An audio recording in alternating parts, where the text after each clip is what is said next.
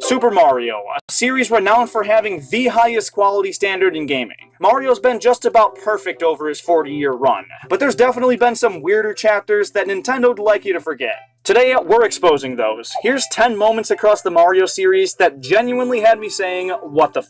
We're going to start with some of the more tame stuff and progressively get more and more unhinged. So disclaimer, we're going to be covering some pretty inappropriate and sensitive topics, so if you're easily offended by that kind of thing, go watch the video up in the card and I'll see you next week. Let's do it.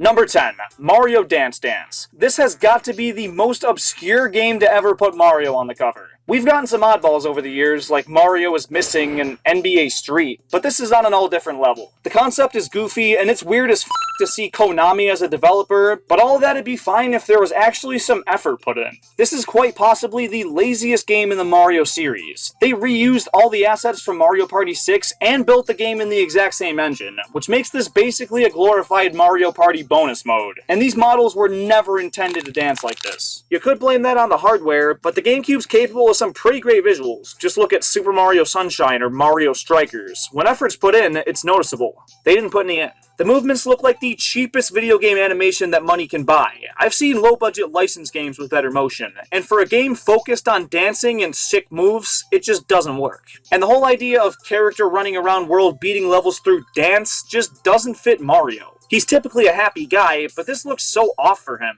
When I first saw gameplay of this as a kid and found out it was a real thing, I genuinely said, what the f***, then I had to put soap in my mouth.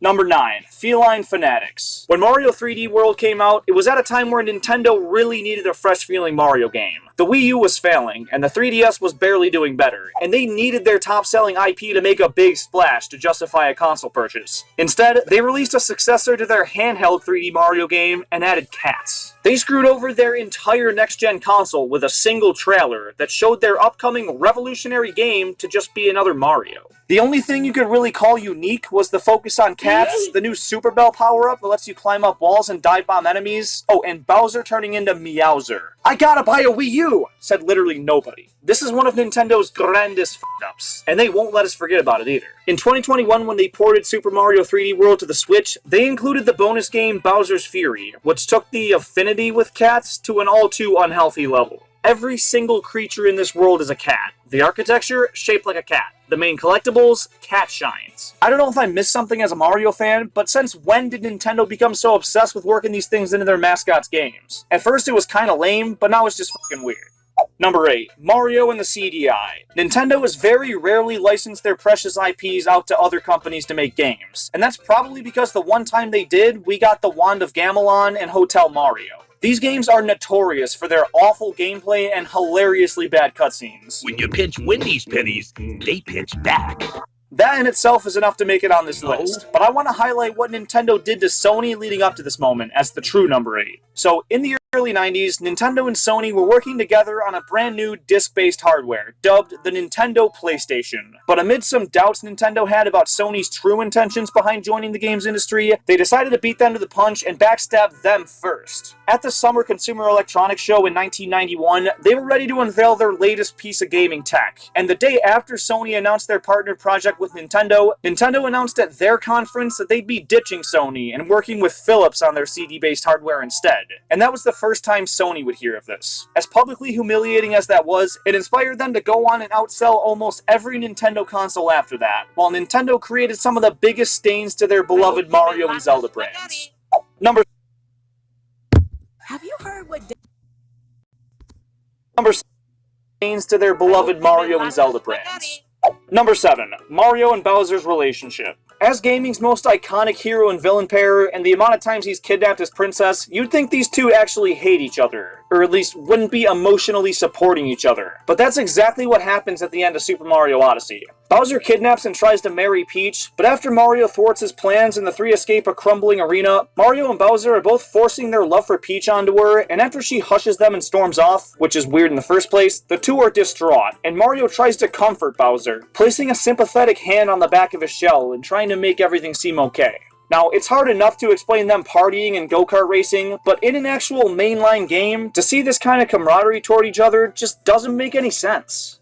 Number 6, Mario the Psychopath. Funny thing is, his relationship with Bowser is actually one of his healthier ones, because the way he treats his other pals is not always the best, and sometimes straight abusive. There's a super old game theory video that covers this a lot deeper, but basically, Mario's not a very good guy, and he hurts just about everyone he quote-unquote cares about. His brother Luigi, who perpetually lives in his shadow, finally gets a moment of his own spotlight, and Mario mocks him and steps on his shoes, degrading him back to his place. And there's examples of that kind of thing throughout the series, but it all started way back in his origins with Donkey Kong. After the ape steals his girl in the first one, he kidnaps him for the sequel and locks him in a cage while he whips him and forces his underage son that's still in diapers to scale dangerous girders as he shocks and tries to kill him. Textbook animal abuse in Mario's OG series. And then there's the iconic case of Yoshi beatings. You can defend the guy all you want, but the evidence is there. All of his so-called friends are mere victims of this mustachioed madman.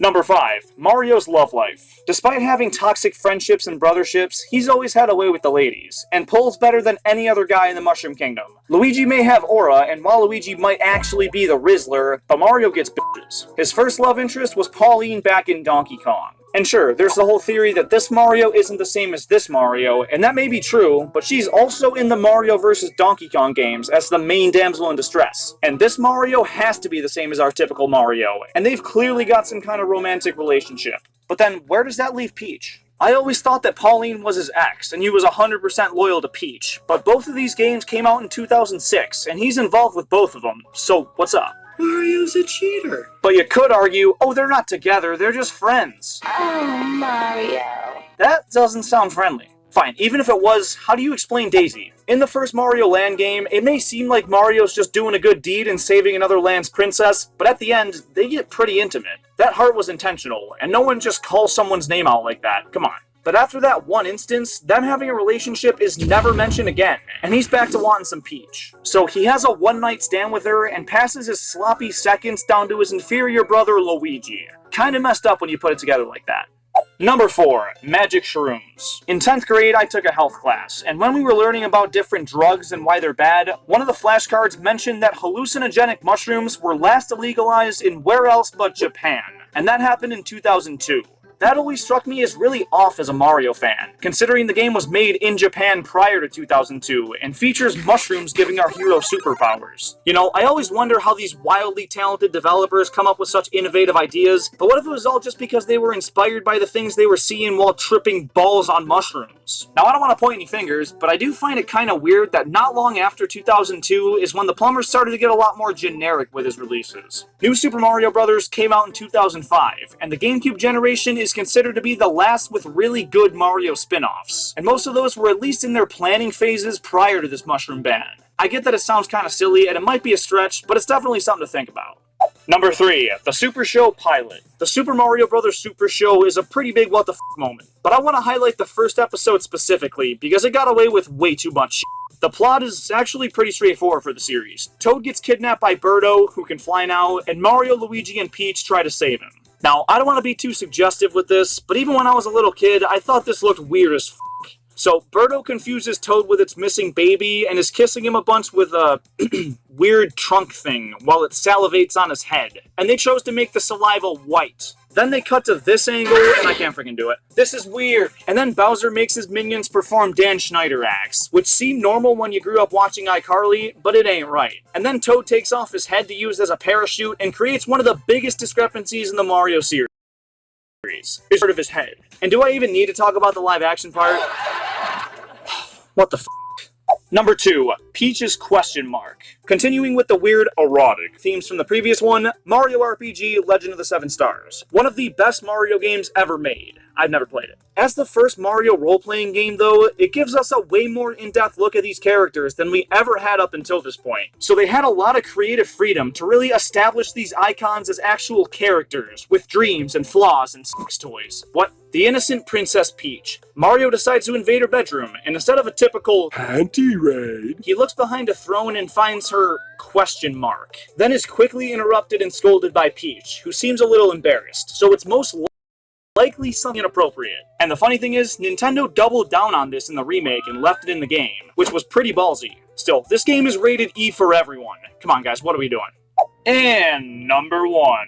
Luigi unalives himself. This topic isn't a very easy one to cover. Mental health is a serious issue, and it's important to keep yours in check, which is why I partnered with today's video sponsor, BetterHelp. No, I'm just playing. Luigi's Mansion has a much darker tone than most Mario games. It takes place in a haunted mansion, obviously, so it's got ghosts, creepy old furniture, and a definitely sinister mad scientist. But the most unsettling thing occurs during the power outage. Luigi walks into a room with an old school phone ringing on the table and decides to pick it up. It's not a very eventful call, but if you stay on the phone long enough, lightning will strike just outside the window to cast Luigi's shadow onto the wall. He's not on the ground. His feet are dangling and he's not moving. It's almost like he killed himself. Now, a lot of people write this off as a glitch. I mean, it's a GameCube launch title, it's gonna have some bugs, but I don't think it was. Every other lightning strike brings with it a perfectly normal shadow, including the ones in that same room, so it can't be a glitch, right? Either way though, this is dark for a Mario game, and spawned so many creepypastas and theories that scared the shit